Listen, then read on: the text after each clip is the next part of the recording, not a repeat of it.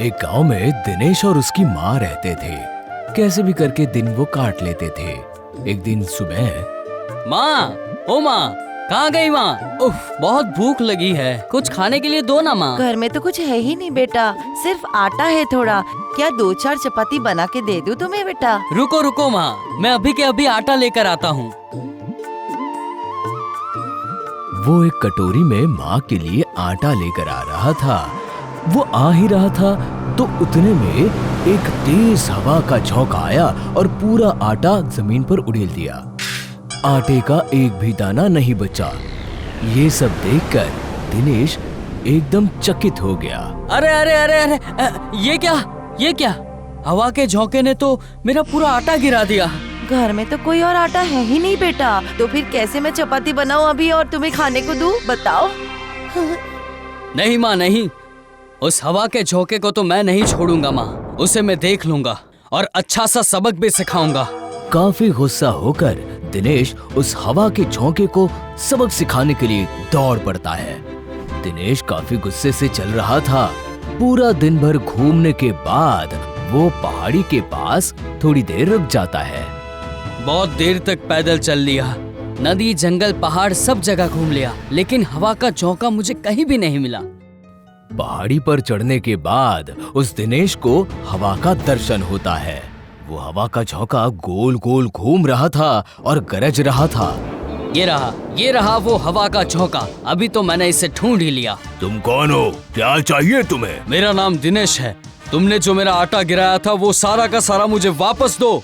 दिनेश की बात सुनने के बाद वो हवा का झोंका जोर जोर से हंसने लगा। तुम्हारा आटा चला गया, वो तुम्हें नहीं मिलने वाला। नहीं दोगे मतलब? अगर तुम मुझे आटा नहीं दोगे तो मेरी माँ रोटी कैसे बनाएगी? आटा तो मैं तुम्हें लौटा नहीं सकता हूँ, तो फिर ये लो, थाली ले लो।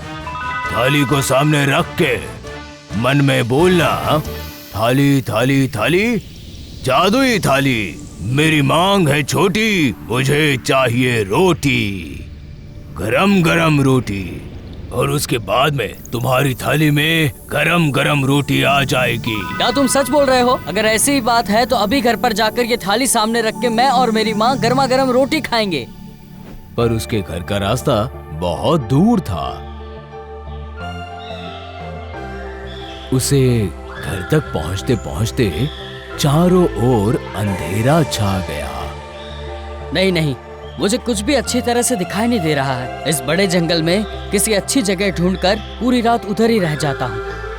अरे वाह, क्या बात है, मुझे सामने घर दिखाई दे रहा है और अंदर मसाल भी जल रही है। जाता हूँ, अंदर जाकर देखता हूँ।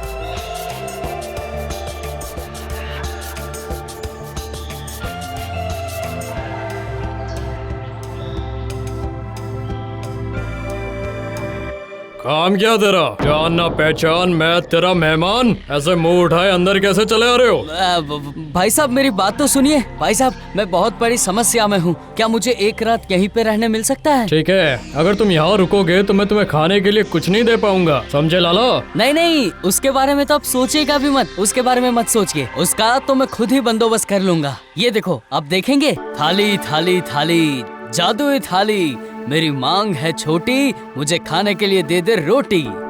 मंत्र पढ़ते ही थाली में आ गई रोटी। सिर्फ रोटी ही नहीं, रोटी के साथ में आ गए हलवा, फल, बहुत सारे मिष्टान्न पकवान। अरे अरे अरे अरे, मैंने बोला था ना, खाने के लिए आपको चिंता नहीं करनी पड़ेगी। अगर सब कुछ आ गया है तो फिर हम फटाफट खा ले।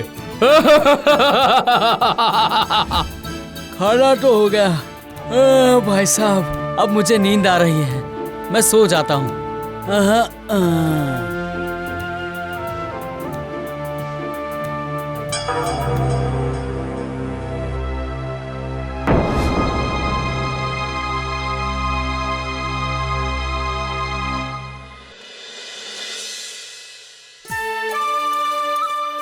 हाँ रे, मिला क्या आटा ऐसी भयंकर तूफानी हवा में? हाँ, मिल गया है। उस हवा के झोंके ने मुझे आटा तो नहीं दिया, लेकिन ये जादुई थाली दे दी है। इस थाली से आपको जो भी खाने का मन हो वो आप खा सकती है। हाँ, ऐसा है तो मैं इस बात को कैसे विश्वास कर लूँ मेरे बेटा? विश्वास करो माँ, ये देखो।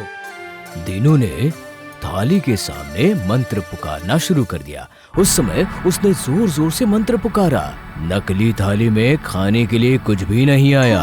थाली थाली थाली, जादुई थाली, मेरी मांग है छोटी, मुझे खाने के लिए दे दे रोटी। ये क्या? थाली थाली थाली, जादुई थाली, मेरी मांग है छोटी, मुझे खाने के लिए दे दे गरम गरम रोटी। अरे नहीं, ऐसा तो बिल्कुल नहीं होना चाहिए था। अब मैं क्या करूं? मुझे लग रहा है तू ये तूफानी हवा में ठग के आया है। उसने मुझे ठगा, अभी दिखाता हूँ उसे मजा।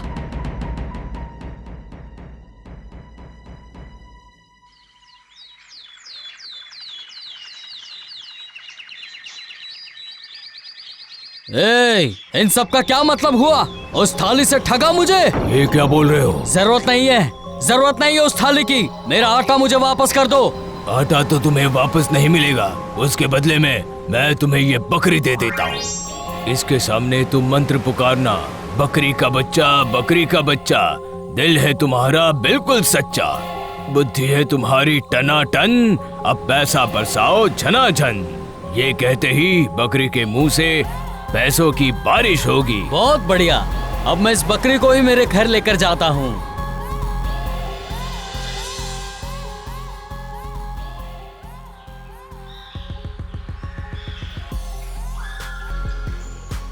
पहले की तरह इस रात भी मैं यहीं रुक जाता हूँ।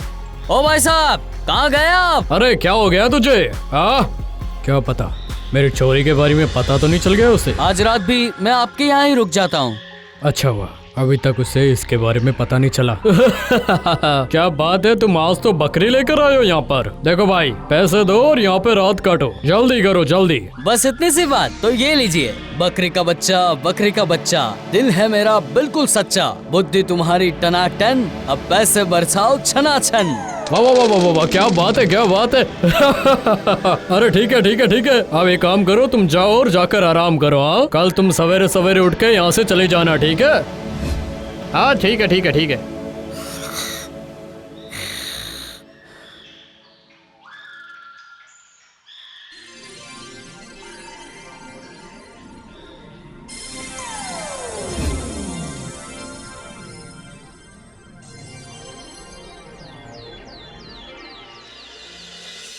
माँ, ये देखो, इस बार मैंने कोई भूल नहीं की है। ये देखो, उस हवा के झोंके ने बहुत अच्छी बकरी मुझे उपहार में दी है। अब हम कितने भी पैसे इस बकरी से ले सकते हैं। पर बेटा, मैं ये आसानी से विश्वास नहीं कर सकती बेटा। अभी दिखाता हूँ ना माँ, रुकिए आप। जादुई मंत्र पढ़ा, बार मंत्र पढ़ा, फिर भी काम नहीं हुआ। बकरी का बच्चा, दिल है मेरा बिल्कुल सच्चा, बुद्धि तुम्हारी टनाटन, पैसे बरसाओ छनाछन। बुद्धि तुम्हारी टनाटन, पैसे बरसाओ छनाछन, पैसे बरसाओ छनाछन। बुद्धि तुम्हारी टनाटन, पैसे बरसाओ छनाछन।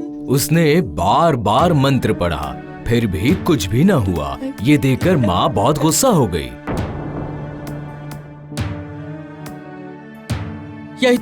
यही तो, आप रुकिए, मैं अभी के अभी जाकर उसे मजा चखाता हूँ।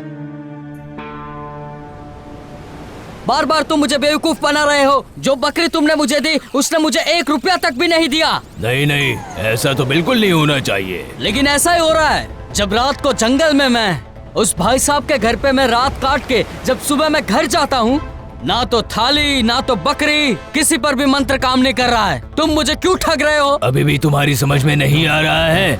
गड़बड़ कौन कर रहा है वो?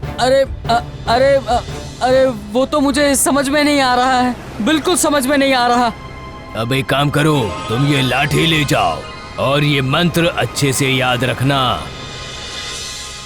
लेकिन इस बार इस मंत्र से काम होगा? देखो ना, इसी मंत्र से तुम्हारा काम होगा। लाठी को वश में करना है तो ये बोलना।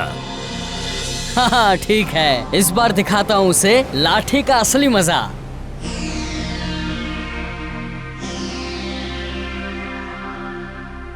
ओ भाई साहब, आज की रात भी मुझे यहीं काटनी होगी। दीनू के हाथ में सुंदर लाठी देखकर उसका लालच और बढ़ गया। और उसकी लालच आंखों में झलक रही थी।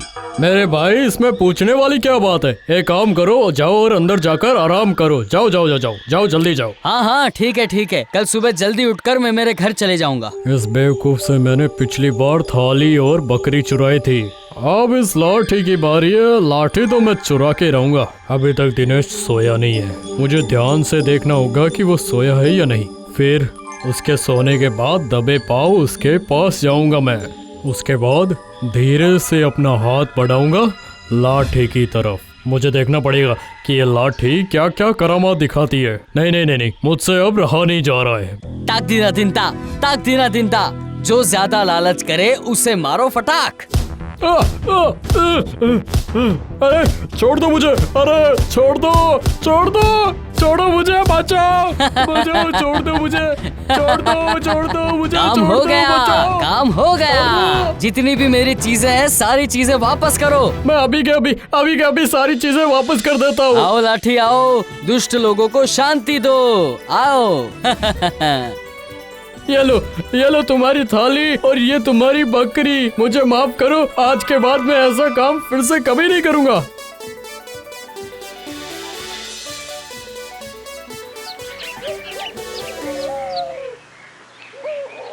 ये बोलने के बाद विश्वनाथ डाकू भाग जाता है और अपना दिनेश हंसी खुशी अपने घर की तरफ लौट आता है।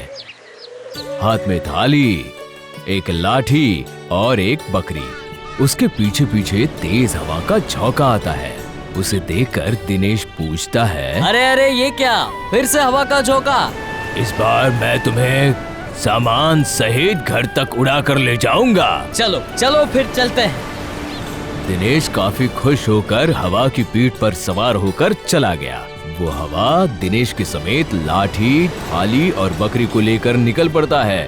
दिनू की माँ उसे देखकर बहुत खुश हो जाती है।